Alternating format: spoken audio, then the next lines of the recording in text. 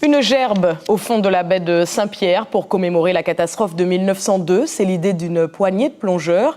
Ils sont descendus pour cela à 45 mètres de fond. Je vous laisse découvrir ce reportage de Jacques Delblond.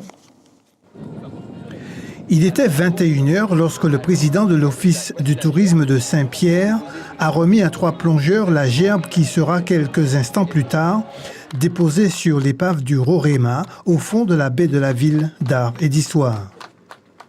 Le Roraima en particulier était un cargo qui venait du Québec, qui est arrivé le matin à 4 heures. À 7 heures, le capitaine a hésité à repartir et à 8 heures, pratiquement tout était mort. Il y a eu 26 survivants. L'idée de déposer cette gerbe au fond de l'eau est venue de 3 amis qui voulaient ainsi rendre hommage à tous les marins disparus lors de l'éruption de la montagne Pelée. C'était le 8 mai 1902.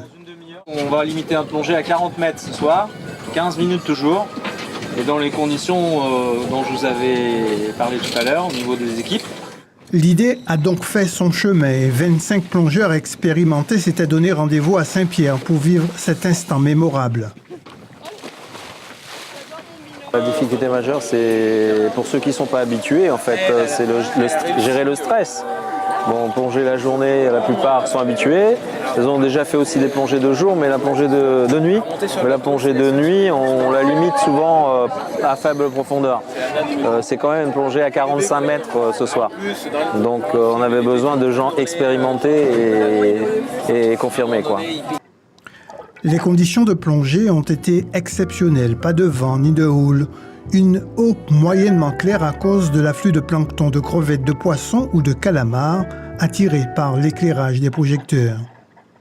Et le moment le plus intense fut celui où le capitaine Mark Verstraete, ancien membre de l'équipe du commandant Cousteau, a attaché la gerbe sur l'étrave du Roraima.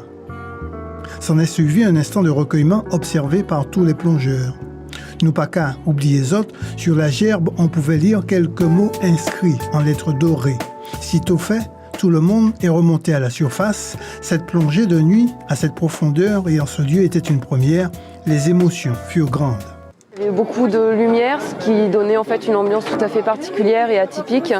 Et ensuite, quand on arrive sur l'épave, en fait, on voit tous les faisceaux qui se croisent et qui donnent une certaine image de l'épave qu'on n'a pas de jour et qui rendait d'autant plus avec le dépôt de gerbe une image vraiment de souvenir et de mémoire.